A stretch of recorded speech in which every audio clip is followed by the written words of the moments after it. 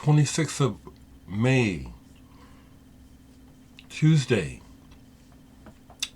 I want to just say a word of, I don't even know the right word, of VC member Steve Carlson up in, where they got flooded out. Where was that, in Michigan? He wiped out his entire collection. I watched a bit of a video where he was trying to share that, and I don't know exactly what I can say except that bless you, Steve, for getting through this. And it is devastating. It's something that we're all potentially face. When you see it happen to someone, it's like, Steve, you seem like a really decent human being. We've had some interactions, and I just realized you may have bought a record of mine, and it's gone with all your others. You know, thinking about rebuilding is probably, I don't know what kind of thought that would be right now. When I look at the pictures of your street, there are much bigger concerns, but that is a loss. You know, no matter how balanced we try to be about it and disconnected or try not to be, you know, those records in our collections and the things that we pour our lives into mean everything to us. It's a devastating loss. My condolences. Wishing you, Steve, the very best in your recovery and whatever you decide to do. I mainly hope that you're able to recover your home.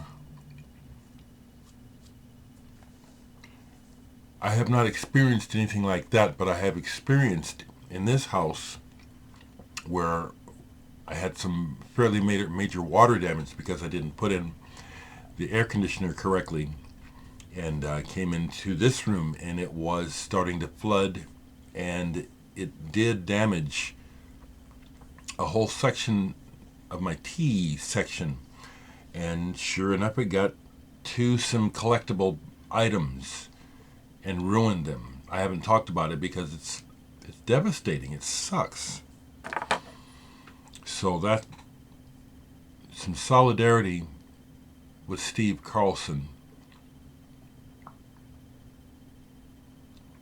I have a bad back, so he was asking for help a few days ago. If I had lived there, I really could not have helped. I would have been tempted, but it would have been foolish for me to offer help cleaning with my bad back. So I just want to offer some support. I don't watch videos much, really hardly at all. But this idea that people do this and the importance of music and sharing with people, I commend that, recognize it, and it was a lifesaver for me. I'm just honest in what I do. I'm not interested in watching your videos. I'm not. But I care about you people. I think that's the one thing that can be difficult. I've always been like that. I'm not a caller. I stopped calling early on in my life, you know, because it got to a point when I was calling people for no reason, just to connect, which is kind of cool. But then it was like I don't really want to do this, so I stopped. That's part of what's going on with not watching videos. It's not that I'm not interested. I'm doing something else. I may catch you. If you lived in town and we invited each other over, that'd be something that would work. So to move on to music right quick, I spent all day yesterday composing and writing, and probably will again today. The new software for me, that's how I operate. You know, I'm really like a child. When something fascinates me, it fascinates me, and that's where I am. So when it comes to making music, the MIDI domain, I knew when it first came around that that's what I wanted. I have a lot of admiration for people who make records and record at home with real instruments and take all the time. It's a lot of work, and I know how to do it.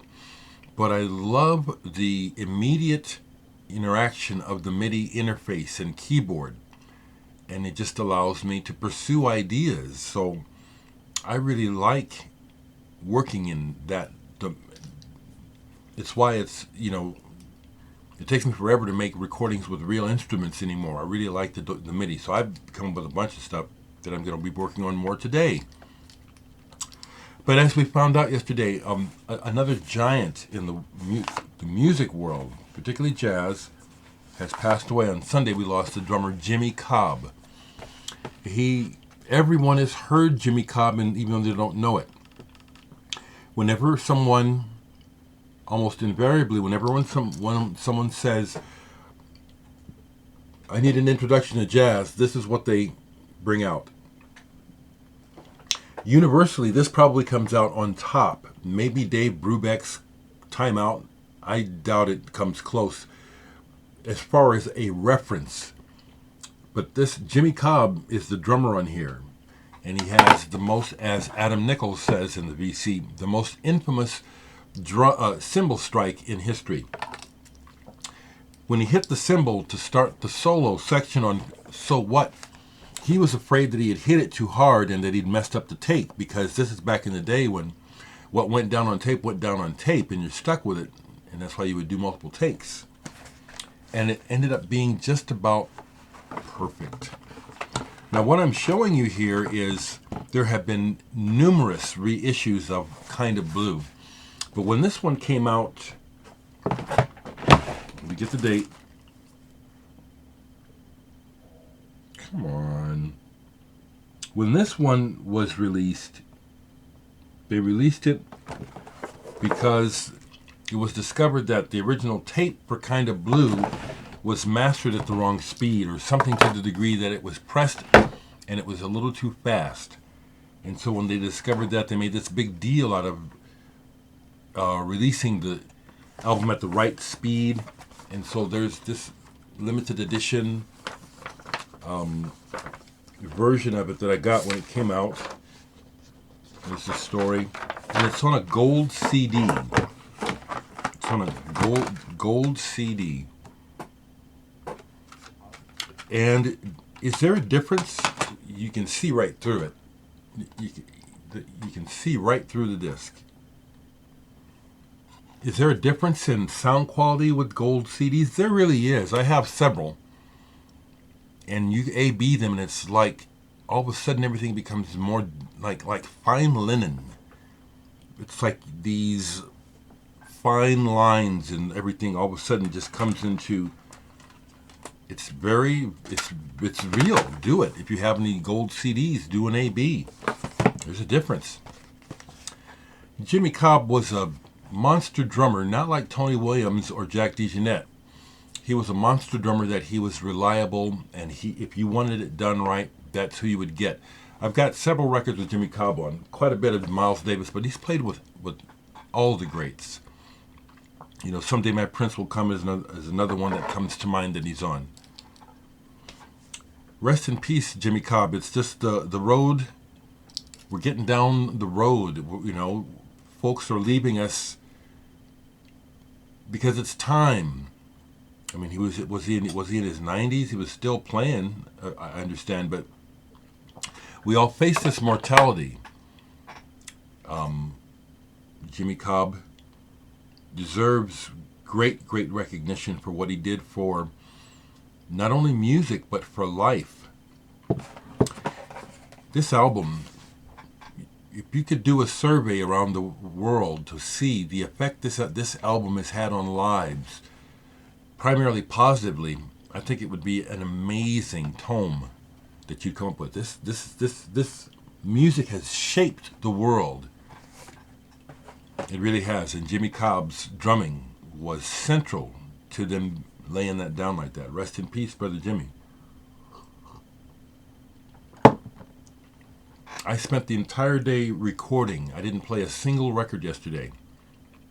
I have 8 pieces of music started now. None of them are complete. A couple of them are to the point where I could call them complete because they're really enjoyable to listen to.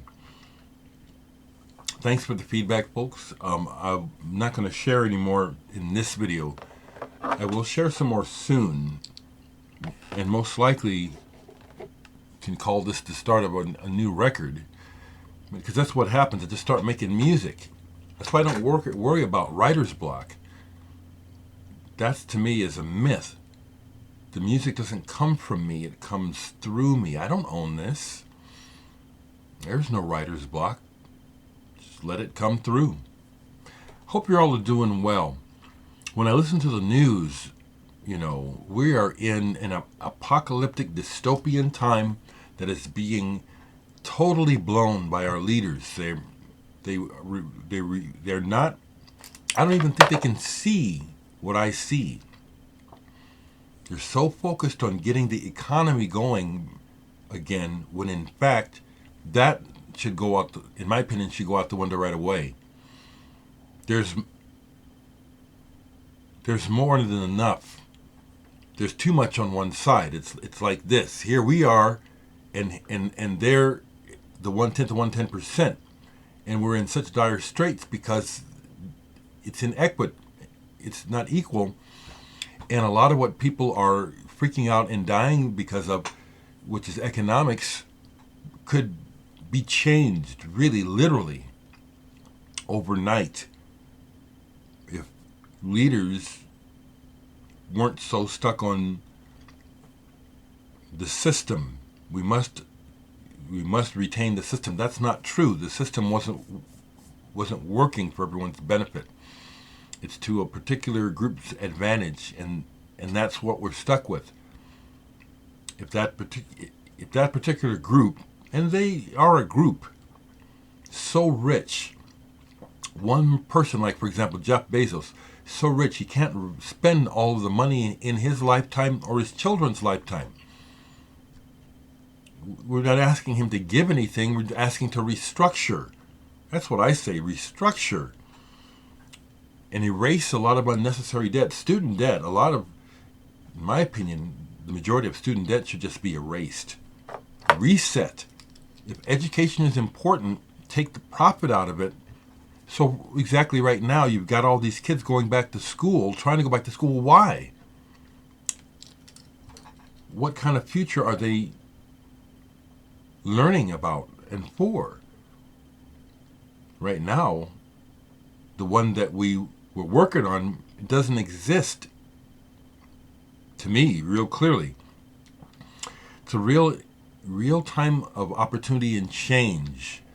And because of, to me, from my vantage point, the main thing that's holding us up from progress and handling this pandemic is greed. Take care, y'all.